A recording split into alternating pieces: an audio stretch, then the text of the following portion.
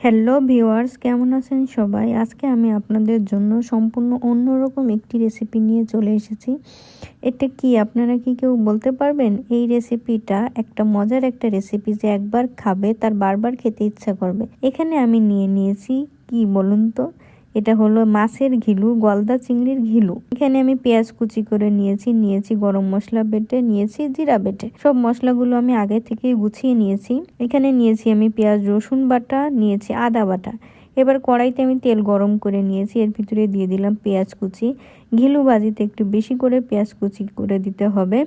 আমি পেঁয়াজটা brown colour করে ভেজে নিয়েছি। এবার আমি বাটা মশলাগুলো দিয়ে দিচ্ছি। দিয়ে দিলাম পেঁয়াজ রসুন বাটা, জিরা বাটা, আদা বাটা, দিয়ে দিলাম গরম মশলা বাটা, দিয়ে দিলাম হলুদের গুঁড়ো, স্বাদ মতো লবণ। এখন আমি দিয়ে দিচ্ছি শুকনা মরিচের গুঁড়া, দিয়ে দিলাম কয়েকটা তেজপাতা। আমি মরিচটা একটু বেশি করে দিয়েছি, কারণ ঘিলু ভাজি একটু ঝাল ঝাল হলে খেতে ভালো হয়।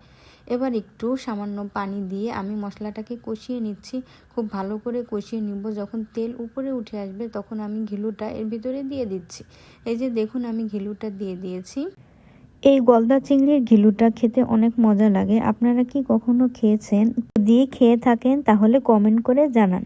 এই যে ঘিলুটা দেখুন, আমি ভালো করে কষিয়ে নিচ্ছি তেলের ভিতরে। একটু কিছুক্ষণ নাড়াচাড়া করার পরে আমি সামান্য পানি দিয়ে দিলাম। পানি দিয়ে আমি ঘিলুটা রান্না করে নিব। একেবারে বেশি পানি দেওয়া যাবে না, পরিমাপ মতো পানি দিতে হবে। বেশি দিলে ঘিলুর স্বাদটা নষ্ট হয়ে যাবে। এই যে দেখুন, আমি আমার পরিমাপ মতো পানি দিয়ে এবার ঘিলুটাকে রান্না করে নিব। এটা আমাদের দক্ষিণ অঞ্চলের একটি জনপ্রিয় খাবার, এই গলদা চিংড়ির ঘিলু।